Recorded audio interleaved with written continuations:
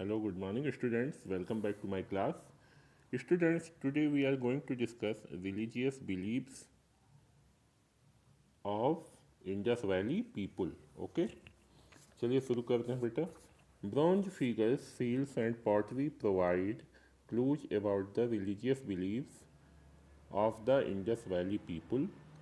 Indus Valley people, Indus Valley के लोगों के रिलीजियस बिलीफ्स के बारे में, धार्मिक मान्यताओं के बारे में ब्रोंज फिगर्स और सील्स और पॉटरी जो है वो हमें जानकारी देते हैं.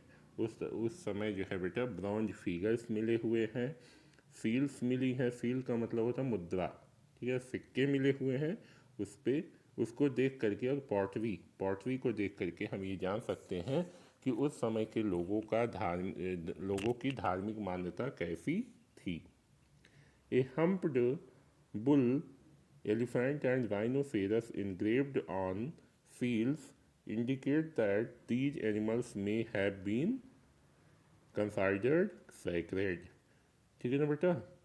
एक कुबर वाला बैल, हाथी और राइनोसेरस जो है वो उस समय के सिक्कों पर, कॉइन्स पर बनाए गए हैं, जिससे ये पता चलता है कि ये एनिमल्स उस समय पवित्र माने जाते थे, यानी उनकी पूजा की जाती थी. In Harappa the most striking deity is a horn God.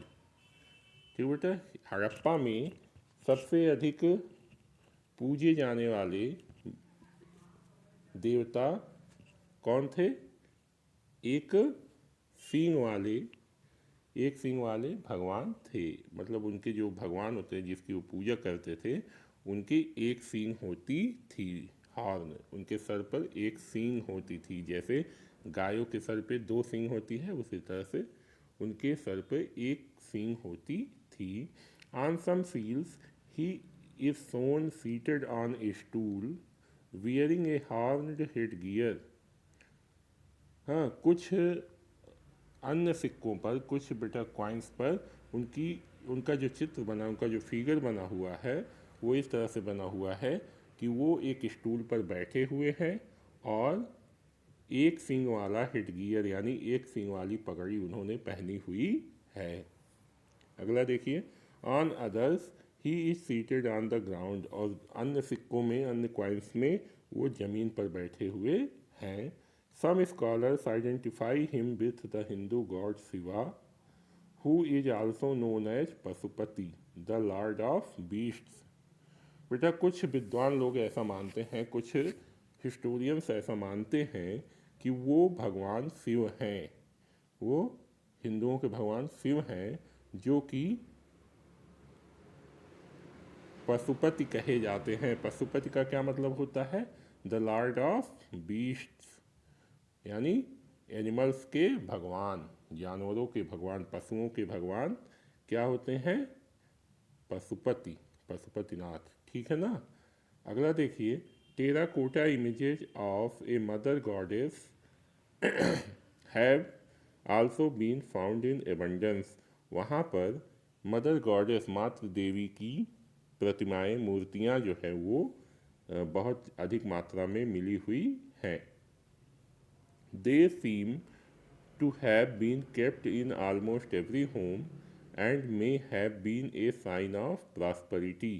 ऐसा लगता है बेटा, ऐसा प्रतीत होता है कि वो जो मातृ देवी हैं, मदर गॉडेस हैं, उनकी मूर्ति हर घर में होती थी, हर घर में उनकी पूजा होती थी और वो प्रॉस्परिटी की देवी कही जाती थी.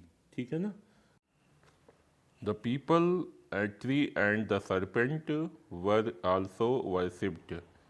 बेटा वहाँ पर पीपल पेड़ की पूजा और सांपों की पूजा भी होती थी. सरपेंट मीन्स सर्प, सांप. ठीक है ना.